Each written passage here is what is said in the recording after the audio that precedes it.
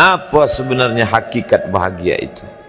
Ada seorang kaya, hartanya banyak, dia naik kereta yang besar, megah dan mewah. Dalam perjalanan dia tengok ke sebelah kanan ada tanaman padi sawah yang menghijau. Lalu dia pandang ada budak-budak kecil membawakan makanan beserta ibunya menuju pondok di tengah sawah. Suami sudah menunggu makanan siang tiba.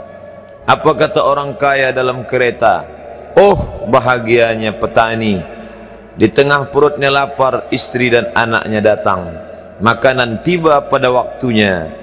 Air minum dapat menghilang dahaga. Lapar hilang, rindu pun sirna. Karena istri dan anak ada di sekitar dia. Bahagianya menjadi petani, kata orang kaya dalam kereta. Masa orang kaya berpikir bahwa dia tidak bahagia? Si petani yang bersama anak di pondok tua itu pula memandang orang kaya di atas kereta. Apa kata dia? Betapa bahagianya orang kaya naik kereta, sedangkan aku hanya duduk di pondok yang tua. Maka pada hakikatnya manusia ini dua-duanya tak bahagia. Lalu sebenarnya bahagia itu di mana? Ada seorang anak yang sedang belajar di college, university. Maka dia berkata, alangkah bahagianya kalau saya dapat BA.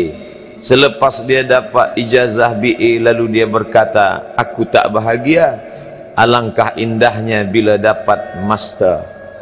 Manakala dia dapat master, dia berkata, oh, betapa bahagianya kalau dapat PhD. Selepas PhD dia berkata, susahnya PhD, belum juga dapat kerja. Selepas dapat kerja dia berkata, alangkah bahagianya kalau menikah. Selepas menikah dia berkata, aku tak bahagia sebab orang selalu tanya, dah punya anak apa belum? Selepas punya anak, dia pula berpikir untuk menikah sekali lagi. Jadi sebenarnya bahagia itu punya siapa?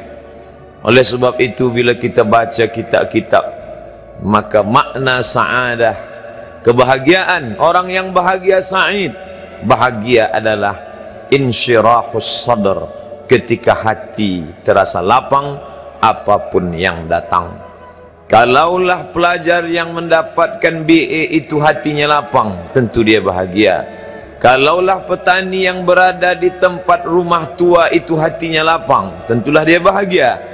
Kalaulah orang kaya dengan kereta yang besar itu hatinya lapang, tentulah dia bahagia. Itulah mengapa Musa alaihi salam di tengah kesusahan hatinya akan melawan ayah angkat bernama Fir'aun. Dia minta hati yang lapang. Kita semua baca doa itu, Rabbi syrahli, lapangkan dadaku. Itulah mengapa kakinya pecah berdarah, giginya patah, pelipisnya pecah, meneteskan darah, tapi dia tersenyum bahagia kerana hatinya lapang. Allah sudah lapangkan hatinya. Apa kata Allah untuk dia? Alam nasrah laka sadrak. Itu beza Muhammad dengan Musa. Musa meminta, Rabbi syrah li sadri wa yassir li amri wahlul 'uqdatam min lisani yafqahu qawli. Sedang Muhammad tidak meminta. Belum meminta, Allah dah bagi pada dia. Apa kata Allah? Alam nasrah laka sadrak wa wada'na anka wizrak alladhi anqadha dhahrak wa rafa'na laka dhikrak. Bila kau dalam keadaan susah, dua kali Allah ulang, fa inna ma'al usri yusra, inna ma'al usri yusra. Hati lapang itulah yang membuat Haji Abdul Malik Karim Amrullah Buya Hamka tersenyum di dalam penjara. Penanya berjalan perlahan tapi pasti, maka keluarlah tafsir Al-Azhar. Hati yang lapang itu juga membuat Said Qutb tersenyum menghadapi tiang gantungan. Walaupun dipenjara oleh Gamal Abdul Nasir, tapi sebelum kematiannya sempat pula menulis tafsir fi zilalil Quran, di bawah naungan bayang-bayang Al-Quran. Apa kata Said Qutb dalam muqaddimahnya? Al-hayatu fi zilalil Quran ni'mah hidup di bawah naungan bayang-bayang Al-Quran itu nikmat. La ya'rifuha illa man zaqaha, tidak ada yang boleh mengetahuinya kecuali orang yang pernah merasakannya. Maka bahagia adalah ketika hati terasa lapang. Bila kita nampak raut wajah orang yang tenang cerah, maka ketenangan bukan pada wajahnya. Bila nampak orang melangkahkan kaki dengan tenang penuh wibawa, maka ketenangan bukan pada kakinya. Bila tampak ayunan tangannya tak tergesa-gesa, maka bahagia bukan pada tangannya. Di mana letak bahagia itu? Ala fil jasadi mudghah, ketahuilah dalam jasad ada segumpal, ada sekepal, ada sesuap. Idza salahat salahal jasadu kulluh, kalau yang segumpal itu baik, maka yang lain ikut menjadi baik. Wa idza fasadat fasadal jasadu kulluh, kalau yang segumpal itu rusak, maka dia pun ikut menjadi rusak. Yang segumpal itulah yang mengendalikan mata, telinga, tangan, kaki. Yang segumpal itulah tempat rindu, benci, marah, ridha, ikhlas, fasik, hasad, kufur. Di sanalah bersemayam rindu dan benci. Maka jangan terlampau benci. Habib habibaka haunamma, kalau kau sayang, sayanglah secukupnya sahaja. Karena boleh jadi hari ini kau sayang, besok berubah menjadi kebencian. Kalau kau benci, bencilah secukupnya sahaja. Boleh jadi esok pagi dia menjadi orang yang tersayang. Berapa banyak puan-puan berkata, siapa itu? Itulah orang yang dulu paling aku benci. Tapi hari ini masih ada juga benci, tapi tak banyak.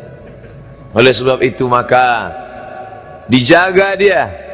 Yauma la yanfa'u malun, hari itu tak ada guna harta, wala banun, tak ada guna anak, illa man atallah, kecuali orang yang datang menghadap Allah biqalbin salim, dengan hati yang salim. Qaf lam ba, qallaba, berbolak-balik. Qallaba, tidak selamanya bahagia. Kadang pagi hati tenang, petang datang dia pun susah. Kadang pagi hati lapang, petang tiba dia pun gundah. Maka apa yang dapat menolong? Ala bizikrillah, ketahuilah dengan banyak menyebut mengingat Allah, tatma'innul qulub, maka hati akan menjadi lapang. Qalbul mu'min baina asabi'ir rahman, hati orang beriman berada di antara jari jemari kuasa Rahman. Kalau dia hendak, dia balikkan yang senang menjadi susah. Kalau dia berkehendak yang susah, dia balik menjadi lapang. Berapa banyak orang yang tampaknya mungkin kita kata dia susah, tapi dia masih boleh tersenyum. Sebaliknya orang yang menurut pandangan zahir kita cukup segala, makan, pakai, tapi tampaknya kesenangan tak pernah singgah. Apa sebab? Kerana hati milik Allah. Dia ada dalam diri kita, tapi dia bukan punya kita. Lillahi ma fis samawati wa ma fil ard, apa di langit, apa di bumi, milik Allah. Balikkan kepada Allah, dari Allah balik kepada Allah.